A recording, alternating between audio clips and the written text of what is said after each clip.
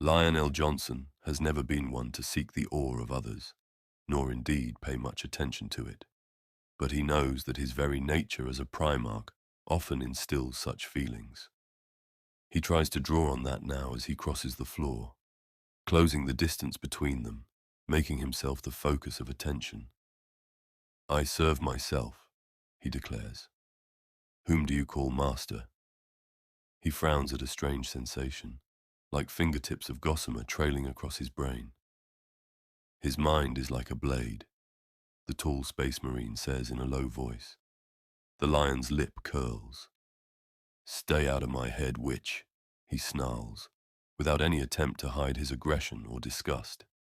The muzzles of 5 bolters, half lowered before, snap up to cover him in truth.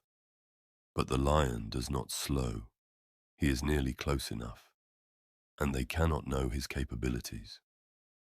"Stop where you are," says the cold-voiced one in the furs.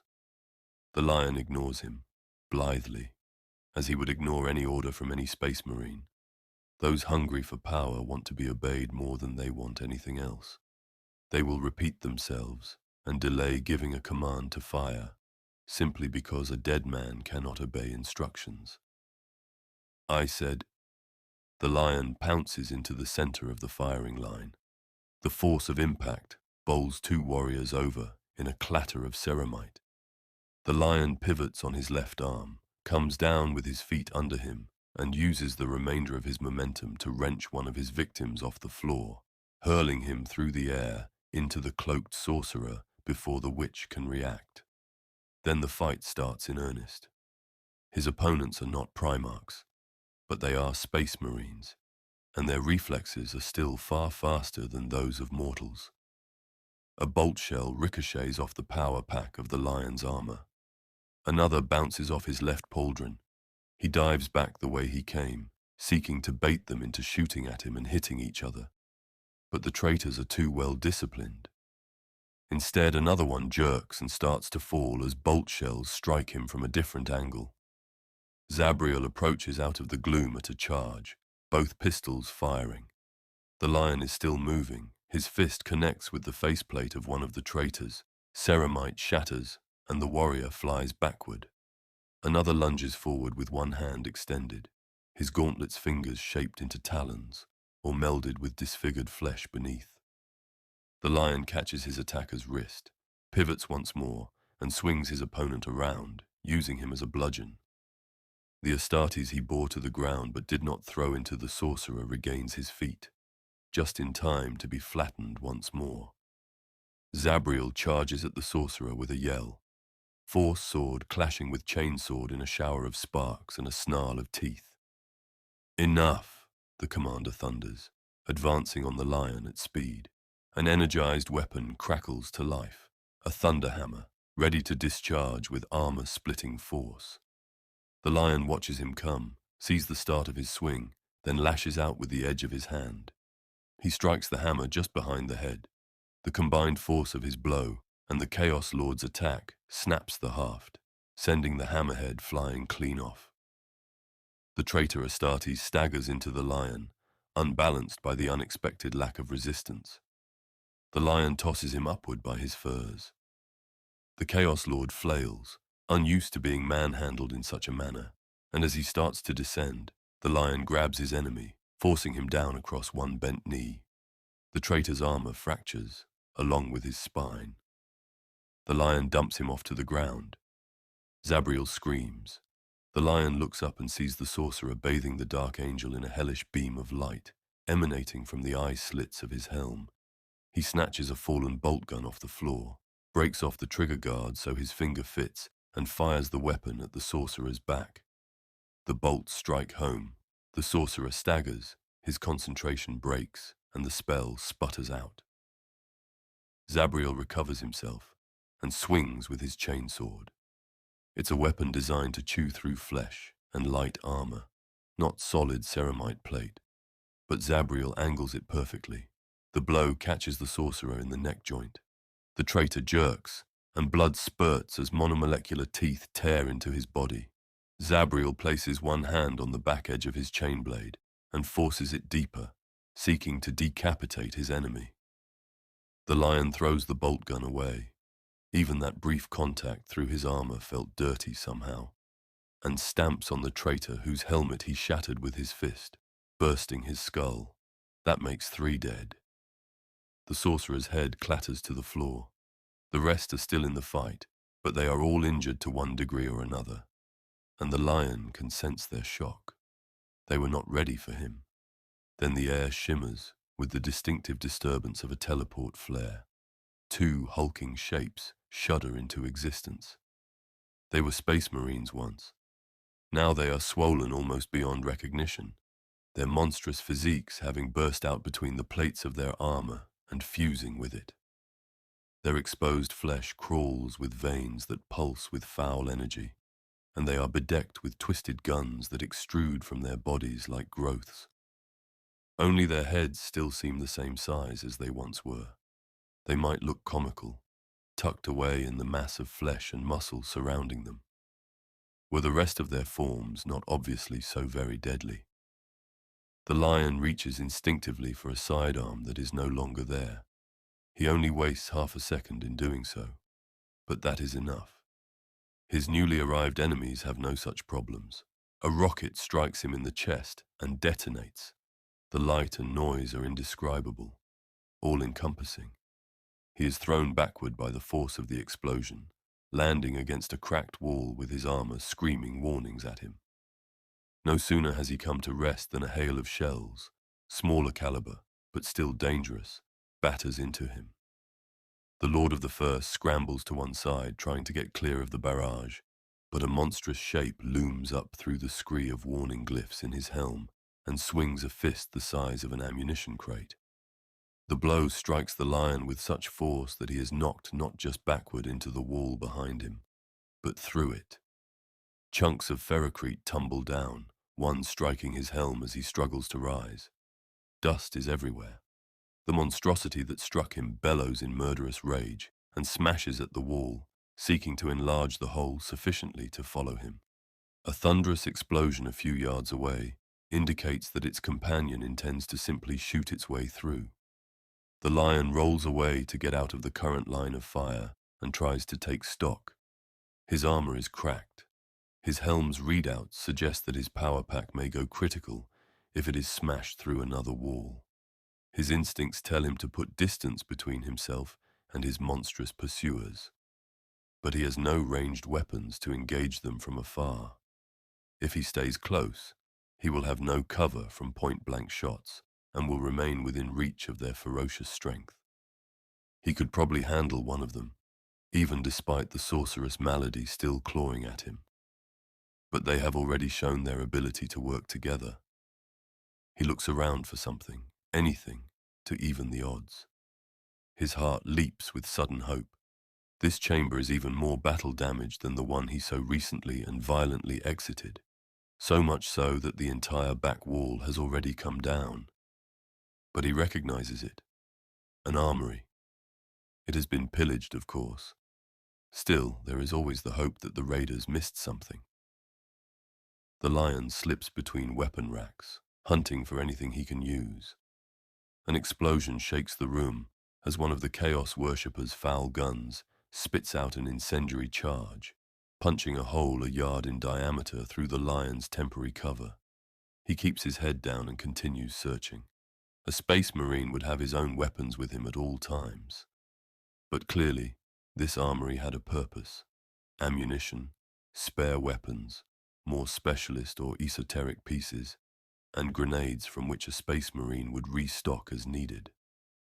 The lion dislodges a magazine of bolt shells and grabs it, just in case he finds something he can load it into. Something else catches his eye, part covered by a fallen piece of ceiling. He snatches it from its resting place.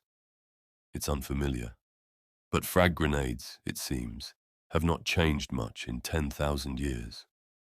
One of the chaos monsters stomps into view, its left foot still sheathed in corrupted ceramite, while the other is completely bare, its size comparable to a space marine's chest. The lion primes the grenade and throws it with effortless accuracy. It lands under the traitor's descending right foot. and detonates. The traitor howls, a voice more metallic than organic, and is knocked off balance by the blast. The shots it was about to fire skew wide, ripping more holes in the abused weapons racks. The lion sprints in the opposite direction, but the end of the row is suddenly obstructed. The second mutated traitor appears. Guns erupt from the Chaos Space Marine's forearm, and the lion throws himself into a slide as black-tinged flames vomit into the space his head occupied a moment before. He comes up again, within the traitor's guard. The thing's massive physique gives it immense strength, but it is no longer fully protected by armor. The lion slams a fist into its exposed ribs. It feels like punching steel, but the lion has punched steel before, and it was the metal that came off worse. The monster staggers. The lion takes the opportunity to rip its weapon free in a shower of blood, oil, and other more unpleasant liquids. A blood-slicked gun muzzle in the shape of a howling demon's maw immediately sprouts from the thing's shoulder and levels itself at the lion's face. He ducks just as a melter blast rips past where his head was. But that leaves him open to the immense fist that crashes into him. The lion manages to roll with the punch somewhat, but the force still sends him flying. He comes up and desperately throws the bolt magazine at the creature.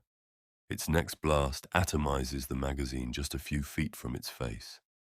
The resulting explosion sends the traitor staggering. The lion retreats again before it can recover. Is this what chaos is? An ever-morphing, ever-changing threat that twists the familiar, adapting to even the most punishing blows one can strike at it? The lion's determination to bring these abominations down has not wavered, but he needs something to give him an edge. He reaches the back of the armory and, for lack of better options, scrambles through into the chamber beyond. This space is smaller, hung with banners that appear to mark notable battles or great acts of heroism. All have been defaced in one way or another. Even amidst the vandalism, the lion senses quiet devotion. This was not a functional space like the Stratageum or the armory. It was a place where the warriors of the Ruby Crescents came to contemplate. Something streaks past his head, and one of the banners on the far wall bursts into crawling fire. The traitors are closing in, one down each side of the armory. He can stand and fight both, or he can try the door to his right and retreat again. It galls him to even consider retreat. But he still hasn't found anything to turn this fight in his favor. Zabriel is still back there, though, drawn into this fight by his belief in the lion, a belief that overcame 4 centuries of hatred and bitterness. Zabriel, the only son the lion knows of in this moment. The lion will not leave him to die. The fire rages, consuming everything it touches, filling the air with smoke. Yet the lion notices something strange. His helmet's sensors detect no ash or carbon particles. Instead, the ambient moisture around him increases as grey clouds billow across his vision, obscuring the oncoming enemies. The wrecked wall before him almost looks like tree trunks, with a low canopy of branches overhead instead of a ceiling. The contours of the ruined building beneath his feet remain unchanged, but now naked rock overlays it in his vision. A pile of rubble resolves into a boulder, slick and wet, and something glimmers in the dim light. This is not the rough surface of ferrocrete. It is not the dull finish of structural rebar. The hum in his ears fades, replaced by a sweeter, softer song. The lion reaches out, his gauntlet closing around the grip of a sword. He pulls. It holds fast for a moment, then slides free with the faintest whisper of metal on stone. The blade is beautiful, a perfect size for the lion. The hilt bears a simple crossguard, worked with a winged design around a miniature version of the sword itself, the sigil of the Dark Angels, the symbol the lion made his own. His thumb finds the activation stud. The power cell holds charge. The blade's disruption field crackles into existence, causing the barely visible vapor in the air to flash into steam. The lion smiles. The forest, illusory, real, or something in between, fades away. His surroundings regain the sharp edges of battle-damaged walls. The air fills with smoke, through which two hulking shadows approach. The lion charges. The corrupted Astartes are taken off guard by the lion's sudden change in tactics. One traitor's shots track slightly wide as the lion rushes the other, the one whose foot he had maimed with a grenade. The monstrosity bellows in anger and tries to retarget its weapons. But the lion, unleashed with purpose, is too quick. Now he has teeth. The blade shears through the Chaos worshipper's right elbow, sending its massive fist clattering to the floor. The lion finishes his momentum with a shoulder barge, propelling the creature backward into the wall. He ducks instinctively. A shell from the other traitor blazes over his head and strikes his wounded target full in the chest. The lion lunges up from his crouch, driving the powered blade into the crater left by the shot before the monster's unholy metabolism can heal it. The blade skewers the creature to the wall, severing its spine. The lion spins away, ripping the blade loose, shearing through more internal organs as he does so. The kill is confirmed by another errant shot from the second heretic, this one detonating in the first creature's skull. The lion draws a skinning blade from his belt. With a flick of his wrist, he whips it through the air into the second creature's eye. The former space marine howls in agony, a sound that ends moments later. The lion closes the distance, impaling the creature with his power blade and wrenching upward. The blade's energy field, combined with the lion's immense strength, slices clean through the traitor's upper body, bisecting its skull. It drops at his feet. The lion breathes hard for a moment, then turns and runs back the way he came. Through the armory, out into the strategium, he arrives just in time to see Zabriel wrestling with the last upright traitor. Zabriel angles one of his bolt pistols and fires 2 shots through his enemy's helmet, point blank. He looks over at the lion, relief apparent in the sag of his shoulders. "What were those things?" Zabriel asks. "They are dead now," the lion answers, "and that is all that matters." The fur-clad commander, whose back the lion broke, still twitches on the floor. Zabriel walks over to him, aiming his bolt pistol at the fallen heretic's head. "Wait," the lion instructs. He crosses the floor and glares down at his broken adversary. "Your sorcerer is dead. What must I do to rid myself of this malady that impedes me?" "Impedes you?" The traitor hisses, his breath coming in staccato gasps. It takes the lion a moment to realize. The heretic is laughing through his pain. "You slaughtered my best and broke my back as though I were a child. What manner of being are you, that you consider yourself impeded when you can still do such things?" The lion reaches up, removes his helm. Perhaps this creature once knew his face, or perhaps not. It doesn't matter. Nor is the lion concerned about the risk of exposing himself to the air. This is the first time he will declare himself in 10,000 years. He will not do it from behind a ceramite faceplate. "I am Lionel Johnson," he declares, "Primarch of the Dark Angels and son of the Emperor." The heretic's eyes go wide. There is no doubt or denial in them. But then the traitor smiles, a broken smile, exposing jagged, pointed teeth. "There is no malady at work here, my lord. You simply got old."